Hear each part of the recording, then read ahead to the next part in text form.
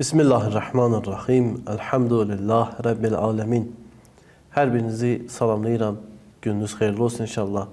Allah ibadet ve itaatlerinizi qəbul etsin. Mövzumuz Qur'an-ı Kerimdə imamət məsələsiydi. Ötən bəslərdə Maidə surəsinin 55-ci ayəsini müzakirə edirdik.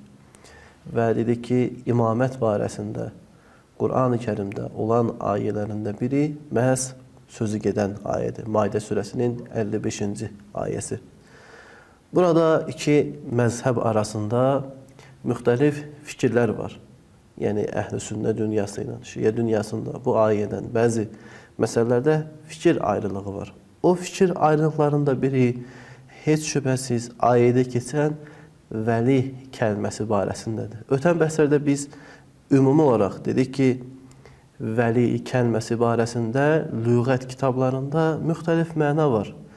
Dost, köməkçi və eyni zamanda ixtiyar sahibi və rəhbər.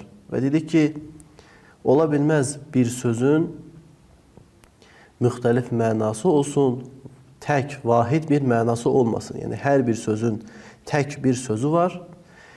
İlk olaraq insanın zehni həmən mənaya gedir. Digər mənalar sonradan yaranan sözdür. Buna təbadur deyilir. Yəni, insan hər hansı bir sözü eşitdikdə o sözün ilkin mənası nəzərə çarpır. Məsələn, bizim dildə də var bu.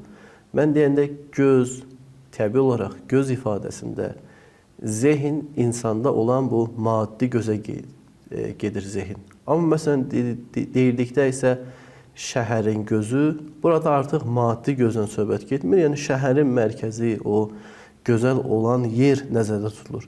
İndi deyə bilmərik ki, göz sözünün biz mənasını bilmirik. Göz sözü bəzən gözəl mənasındadır, bəzən insanın maddi gözünə aiddir deyə biz bilmirik göz ifadəsi nədir. Xeyr, qayda budur ki, hər hansı bir məna ilkin olaraq insanın zehninə gedirsə, bu həmən məna doğru mənadır. Digər mənalar sonradan gələn mənalardır. Vəli kəlməsi də belədir. Yəni, lüğət alimlərinin sözünə baxdıqda görürük ki, vəli kəlməsi barəsində düzdür, müxtəlif mənalar ifadə ediblər, nəql ediblər, amma ilkin mənanı rəhbər və ixtiyar sahibi olaraq bildiriblər. Sual yarana bilər ki, bir insan lüğətçinin sözünü qəbul etməsə və yaxud başqa bir lüğətçinin dəlini gətirsə ki, o başqa bir fikirdədir. Bu zaman sözü gedən ayədə, yəni Maidə surəsinin 55-ci ayəsində vəli sözünün rəhbər mənasını verməyə bir dəlili var, yoxsa yox. Yəni, ayənin özündə vəli sözü hansı mənada işlənib? Buna bir dəlil var, yoxsa yoxdur. Dediyimiz kimi, vəli bu ayədə Əhl-i Sünnənin nəzərində dost və yaxud köməkçidir. Yəni, innəmə vəliyyukumullah və rəsulu. Yəni, sizin dostunuz və yaxud köməkçiniz Allah və onun rəsuludur. Amma Şiə baxışında vəli sözü burada dost və yaxud köməkçi ola bilməz, yalnız rəhbər mənasında ola bilər.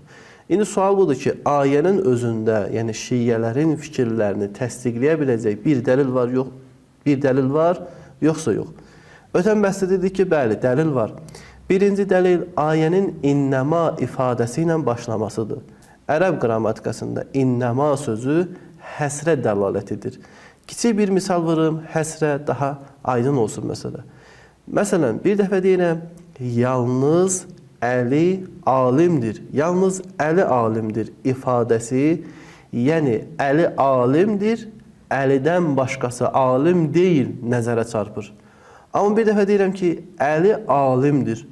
Yəni, Əli də alimdir, ola bilsin, digər Həsən də alim olsun, Hüseyin də alim olsun. Amma yalnız Əli alimdir deyilərkən, Əlinin alim olmaqlığı müxatəbə, dinləyiciyə çatdırır. Yəni, qeyri Əlinin yox.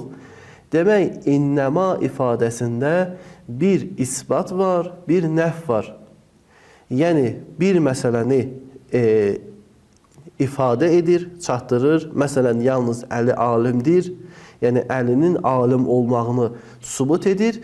Qeyri Əlinin alim olmadığını da bildirir. Yəni, Əli alimdir, qeyri Əli alim deyil. Bu ərəb qrammatikasının özəlliyidir və Qur'an-ı Kərimdə bu barədə müxtəlif dəlillər var. Bu kontekstdə ayə belə başa düşülür ki, sizin vəliniz yalnız Allah, onun rəsulu və iman gətirən şəxsdir.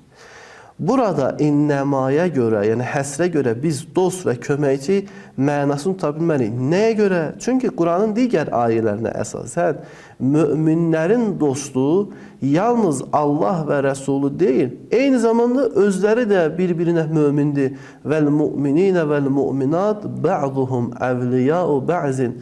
Mömin qadın və mömin kişilər bir-birləri nədir? Dostudur və yaxud köməkçisidir. Bu birinci dəlil ki, ayədə keçən vəli sözü elə bilməz dost və köməkçi olsun. Bunun üçün innəmaya ehtiyac yox idi. İnnəma gəlibsə, burada mütləq olaraq bir xüsusiyyət var. Məntiqi cəhətdən də müsəlmanların hamısı bir-birlərinə rəhbər ola bilməzlər. Amma dost və köməkçi ola bilərlər. Yəni, bütün müsəlmanlar bir-birinə kömək edə bilər, bir-birinin dostu ola bilər. Amma edə bilməz rəhbər olsun. Yəni, bütün müsəlmanlar rəhbər olsun. Yəni, ola bilməz ki, rəhbər məntiqi cəhətdən biri olmalıdır. Ayənin özündə keçən ikinci dəlil, ayədə iman gətirənlərin müəyyən xüsusiyyətlərinin qeyd edilməsidir. Yəni, Allah Teala buyurur, İnnəmə vəliyukumullah və rəsulu vəllezine amenu. Sizin vəliniz Allah və onun rəsulu və iman gətirənlərdir.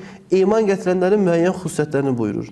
Onlar namaz qılır və rükû halında zəkat verir.